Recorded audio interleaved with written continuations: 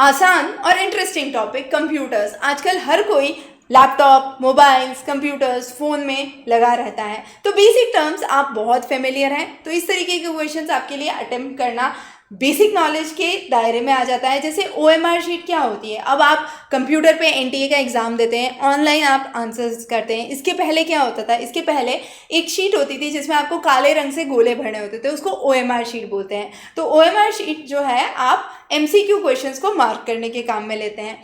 MICR क्या होता है, ये चेक क्लियरिंग सिस्टम होता है जिसमें बैंक जो है चेक के ऊपर जो कोड होता है उसको रीड कर लेता है। रैम क्या होता है, रैंडम एक्सेस मेमोरी, जो स्टोरेज डेटा का टेम्पररी कंप्यूटर में किया जाता है। और फायरवॉल क्या होता है, कंप्यूटर में कोई भी अननेसेसरी चीज़ एंटर ना कर जाए या कोई वायरस एंटर ना कर जाए, उस चीज़ को प्रोटेक्ट करने के लिए फायरवॉल्स का उपयोग होता है। तो ये आपके चारों यहाँ पर कंप्यूटर टर्म्स हो गए। अगली चीज़ है बायोस क्या होता है, बेसिक इनपुट आउटपुट डिवाइस। अब देखिए basic input output system, okay. अब इनपुट आउटपुट तो यहाँ सब दूर कॉमन है। बी से बाइनरी है या बेसिक है, उसमें कंफ्यूजन कर रखा है, तो आंसर आपका यहाँ पे बेसिक होगा। एस से सोर्स है, सिस्टम है, सपोर्ट है, क्या है, तो ये सिस्टम है, तो यहाँ पे आपका फोर्थ ऑप्शन करेक्ट बैठता है। ये वो चीज़ है जो सबसे पहले कंप्यूटर में ऑन होती है, फर्स्ट सॉफ्टवेयर जो कंप्यूटर चालू होता है तब ऑन होता है, वो बायोस है। ठीक है, ये क्वेश्चन आपका लॉजिक से है, गलती से हमारे कंप्यूटर सेक्शन में आ गया है, पर कोई बात नहीं, क्योंकि आ गया है हम डिस्कस कर लेते हैं। न्याय फिलॉसफी का ये क्वेश्चन है। तो न्याय फिलॉसफी आपके 4 सिद्धांतों पे बेस्ड है। उपमान मतलब कंपैरिजन, शब्द मतलब मुख से कहे गए वर्ड्स या वर्बल टेस्टिमनी जिसको हम कहते हैं, जैसे राजा ने प्रजा को बोल दिया, प्रजा ने मान लिया।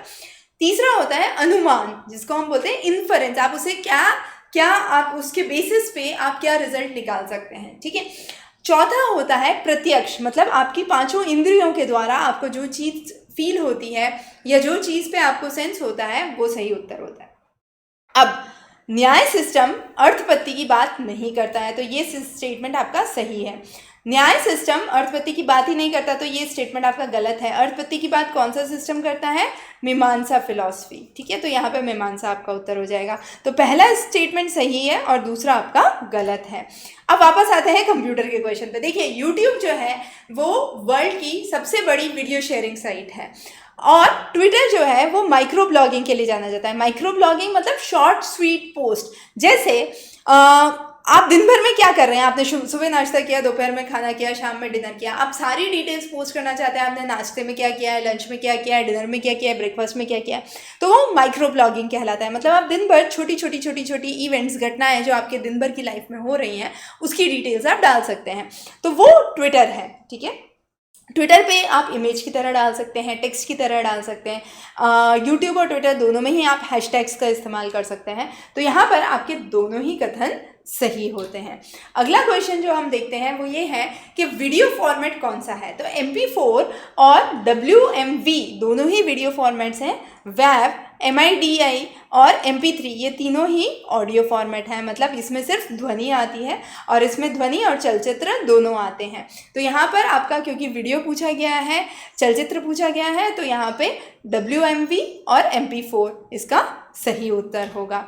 अगला क्वेश्चन जो इसमें पूछा गया है वो आपकी स्टोरेज कैपेसिटी, कंप्यूटर क्या स्टोर कर सकता है। तो देखिए सबसे पहले बाइट है, फिर किलोबाइट है, मेगाबाइट है, गीगाबाइट है, टेराबाइट है, पेटाबाइट है, एक्साबाइट है, जेटाबाइट है और योटाबाइट है। राइट, अब देखिए आपको डिक्रीजिंग ऑर्डर में पूछा है, तो सबसे पहले आपका हो जाएगा योटाबाइट, योटा दे रखा है, फिर उसके बाद एक्सा हो जाएगा, एक्सा दे रखा है, उसके बाद टेरा और उसके बाद मेगा, तो ऐसे ऐसे ऐसे ऐसे, यह आपका सही उत्तर यहाँ पर बैठता है।